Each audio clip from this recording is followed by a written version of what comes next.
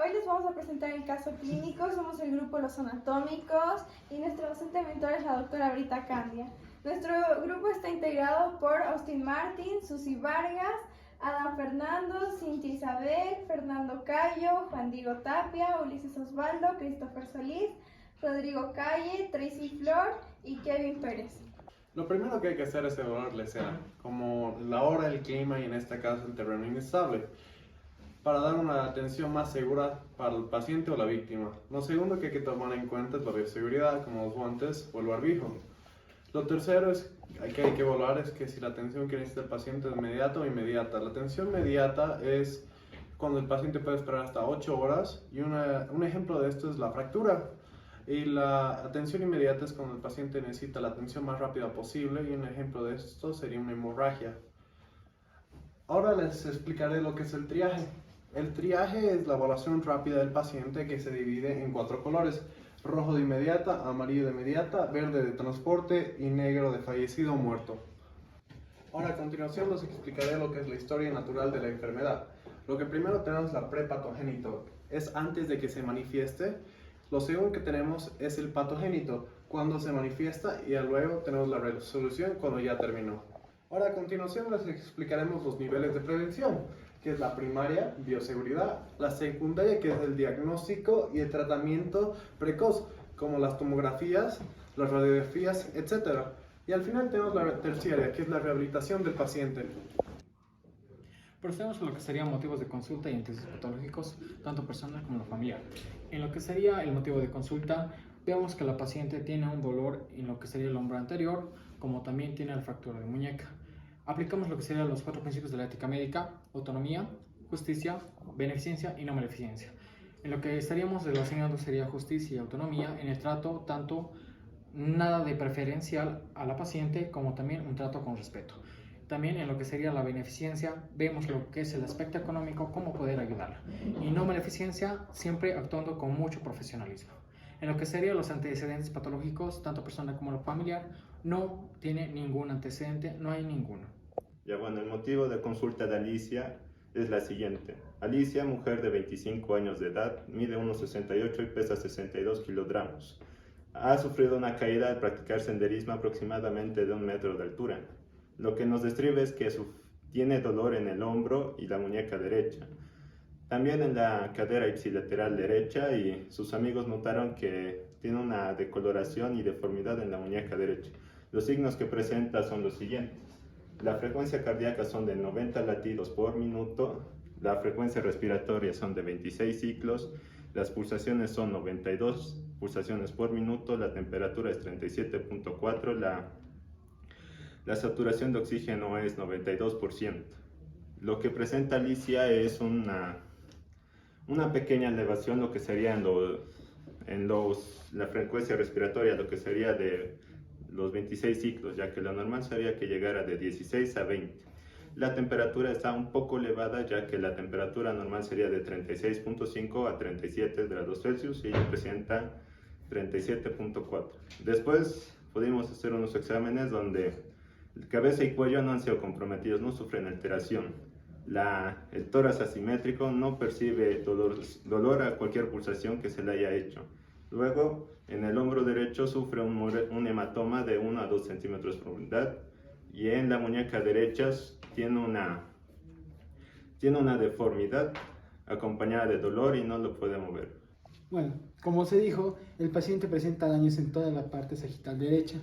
En el apartado del hombro presenta un hematoma del tamaño de 1 por 20 centímetros en la parte frontal.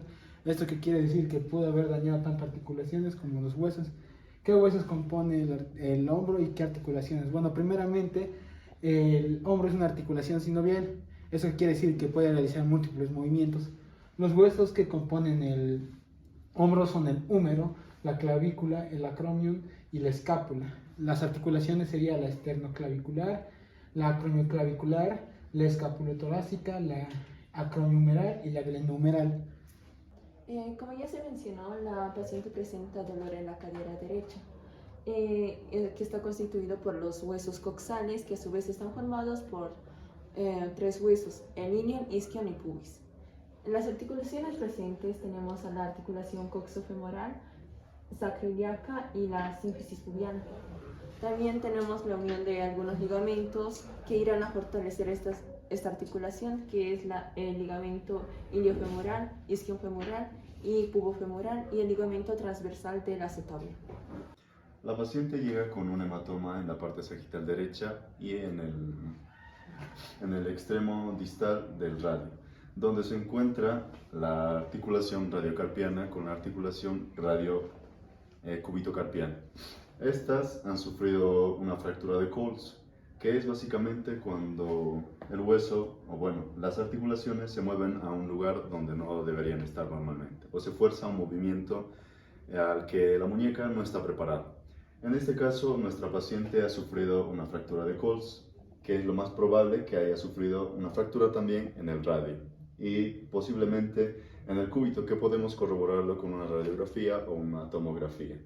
Tampoco podemos dejar de lado el cúbito, que también es propenso a fracturarse, y tampoco podemos dejar de lado un posible esguince dañando los ligamentos de la muñeca. Las células son los organismos y los tejidos del cuerpo. Son los que nos brindan estructura, energía y realizan funciones vitales. Estas son la nutrición, la circulación, la respiración, la excreción y la reproducción. Bueno, primeramente vamos a explicar los organelos de la célula y qué función cumplen. La membrana celular cumple la función de separar a la célula del exterior y evitar que sustancias extrañas ingresen a ella. El citoplasma. El citoplasma es un líquido gelatinoso que alberga las células y que es el relleno de la célula. El núcleo. El núcleo contiene lo que es el ADN, información genética. ¿Qué son los cromosomas? Los cromosomas son fragmentos que contienen ADN. El núcleo. El núcleo se encarga en la fabricación de ribosomas y los ribosomas se encargan de la sintetización de proteínas y estas pueden estar libremente en el citoplasma.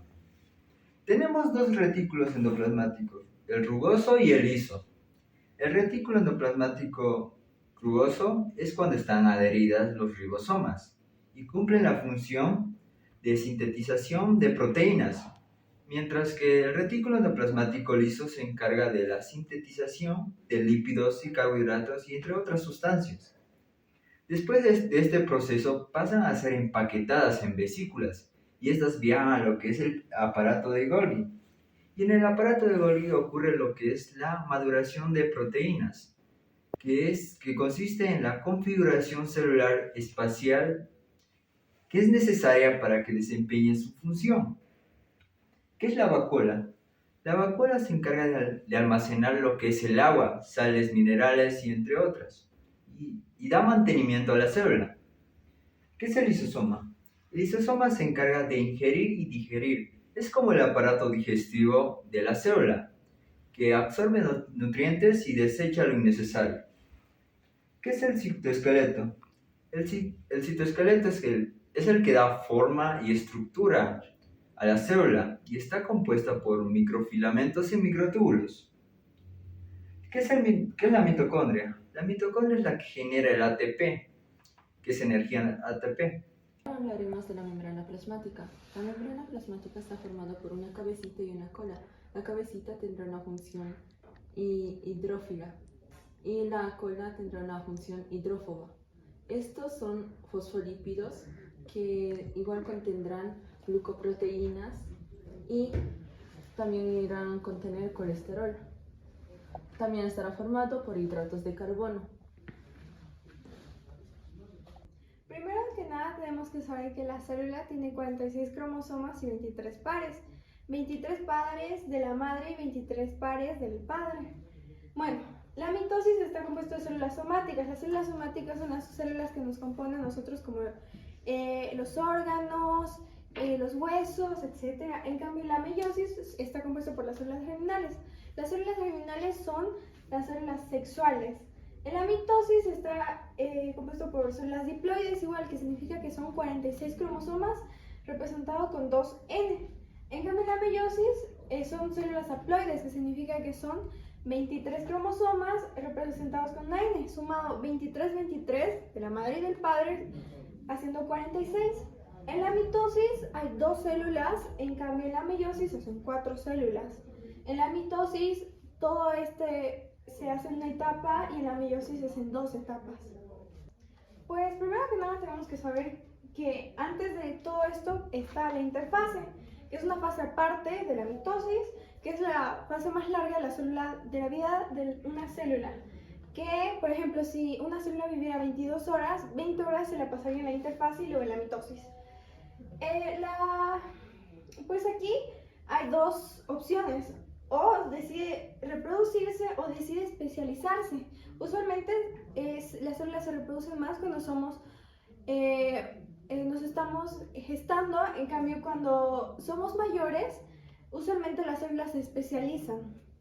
Bueno, entramos entonces en la mitosis, que primero pasa por la profase, luego por la metafase, luego por la anafase, luego por la telofase, que es cuando ya se dividen en 2, y que eso se llama mejor como citocinesis, pero no es parte, o sea, es solo una parte de la telofase, son estas 4 fases.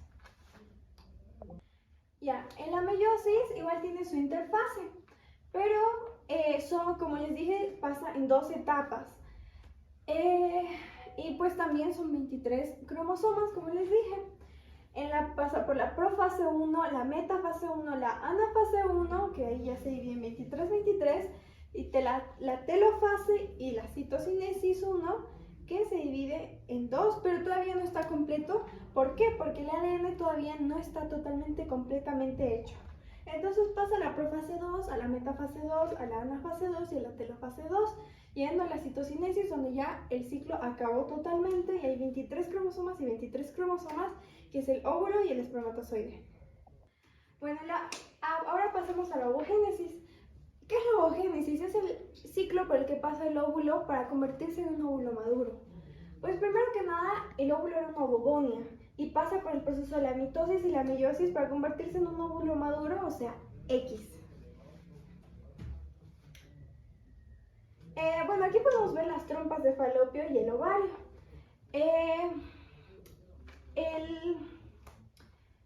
La ovogénesis pasa primero por la ovogonia, luego pasa al ovocito primario, que ahí se queda detenido hasta llegar a la pubertad.